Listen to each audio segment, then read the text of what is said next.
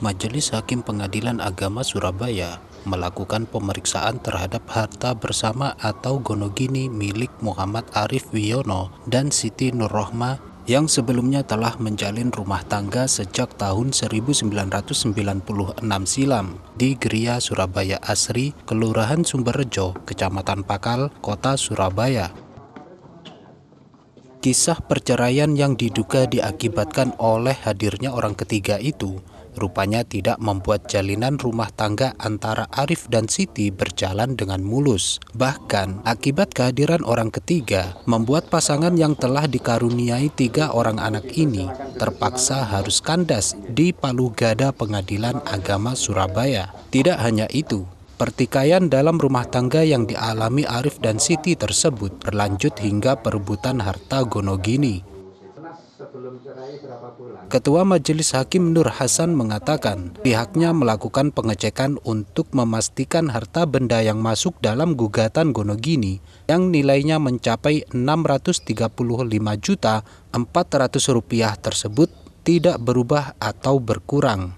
Pemeriksaan ini sendiri terdiri dari sebidang tanah berikut rumah di atasnya dengan luas 72 meter persegi yang terletak di Geria Surabaya Asri.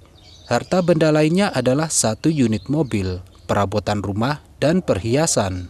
Nur Hasan menegaskan, setelah bukti dianggap cukup, maka sidang ditunda untuk kesimpulan dan akan dilakukan musyawarah. Ya, untuk memeriksa objek sengketa yang didalilkan oleh penggugat dan yang dibenarkan oleh tergugat. Yang kaitannya dengan perkara ini tidak ada lain karena ini masih perkara berjalan. Saya kira cukup itu saja. Siap, hari ini hanya pemeriksaan setempat. Siap, untuk membuktikan apakah benar objek sengketa itu masih ada dan tidak berubah batas-batasnya. Setelah bukti dianggap cukup, maka sidang ditunda untuk kesimpulan. Ya. Untuk eksekusinya, Pak? Setelah kesimpulan kami musyawarah.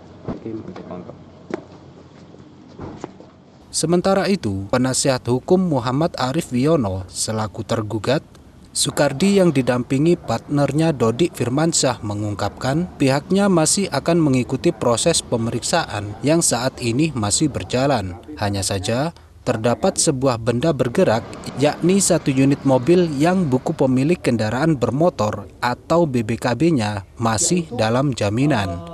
Oleh karenanya, selama penjaminan BBKB tersebut belum terselesaikan hingga tuntas tunggakannya, maka pembagian harta bersama atau gonogini belum bisa dilakukan. Sebagai langkah pendampingan, Sukardi mengupayakan agar tergugat tetap mendapatkan hak dan keadilannya sebagai warga negara Republik Indonesia.